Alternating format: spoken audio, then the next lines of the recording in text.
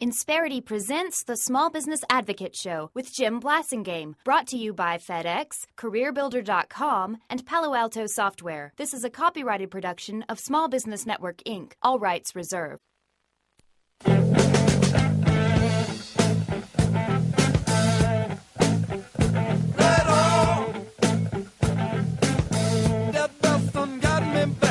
Welcome back, 17 till. I'm Jim Blasingame.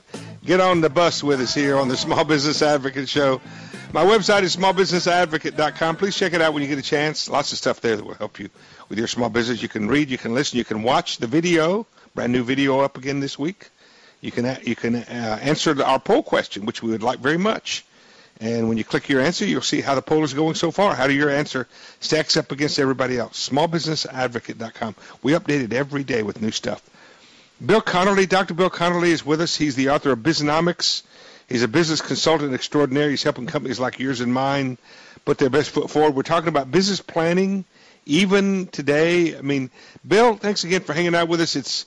It really is daunting if we don't know where things are going, if you're concerned about how things are going to be the rest of the year, if you're seeing information in news and statistics. I know you're a numbers guy. You're seeing real numbers where the economy seems to be softening.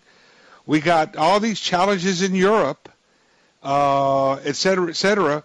We don't know what's going to happen on November 6th. We don't know how the election is going to go. We don't know whether Obamacare is going to be upheld or not. I mean, all these.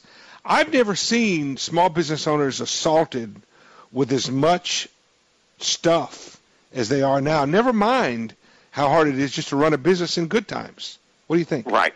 Yeah, well, and I would recommend, first of all, don't make it harder than it needs to be. And I have a number of friends who read a doom and gloomer. You know, one of those guys who thinks things are always lousy, we're always going to hell in a handbasket, and just sort of, you need to see the downside as well as the upside.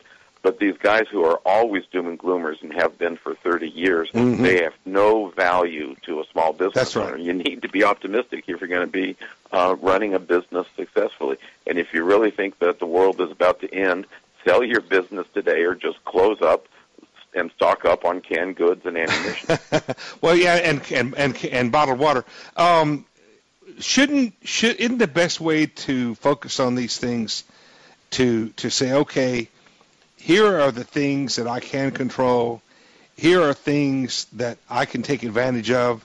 Here are things that I can do to give me a little more say over how things are going, especially relationship with customers. What do you think? Yeah, and I use a filter that's a little bit different.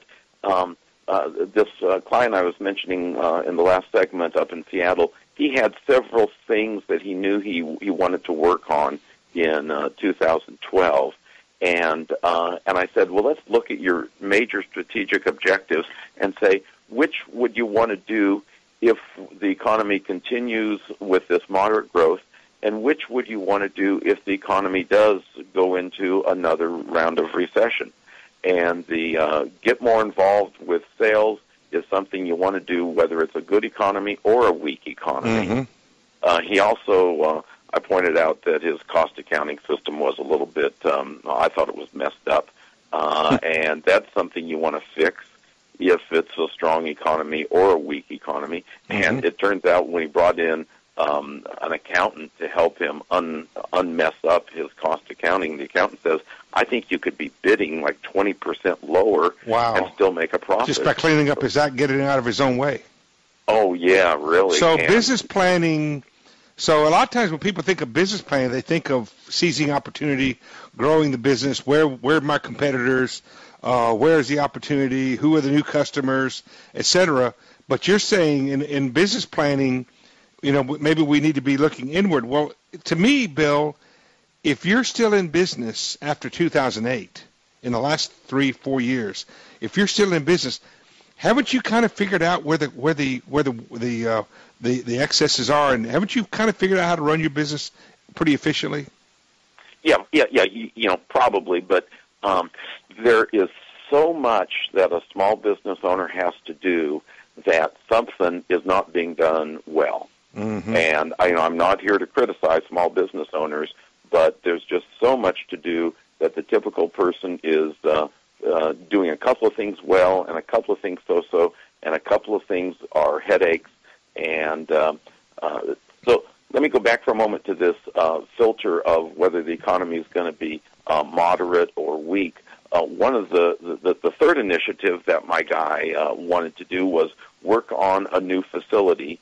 He's in a really old building, mm-hmm. and one of these days needs to upgrade. And when we said, gee, there's a chance that the economy is strong, a chance the economy is weak, he said, well, the new building would definitely be on the back burner if the economy goes weak, mm-hmm. but it should be on the front burner if the economy is going to go strong. Well, we ended up saying that's the third highest priority, maybe mm-hmm. third and a half or fourth highest priority, simply because of that uncertainty. So a lot of people want to grow, want to expand, and those growth and expansion plans, maybe they're the things that you say, I'm going to put a little less attention into those mm-hmm. because of the current uncertainty. But by doing it, by putting it on the table and talking about it, what you've done, and this is, I think, what's really important about the planning process, not just business planning, but the planning process, is you made a conscious decision not to do something. You didn't just not do it. Oh, Jim, you've been reading my mail.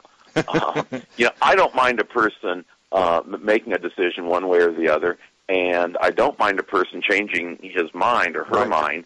What I really mind is when somebody just forgets, ignores, neglects some issue that's really important. Or just inertia, just managing inertia. That's there's a lot. Even if you made a mistake in the decision that you make, folks, that's not as bad, in my opinion, as not making the mistakes and turning out it was dumb luck. 10 till, I'm Jim Blasingame, Bill Conerly, and I will be right back. His book is called Bizonomics. Stay with us. Insperity presents the Small Business Advocate Show with Jim Blasingame, brought to you by FedEx, CareerBuilder.com, and Palo Alto Software. This is a copyrighted production of Small Business Network, Inc., intended for the private use of our audience. Except as otherwise provided by copyright law, all other copying, redistribution, or publication without prior written consent is prohibited. All rights reserved.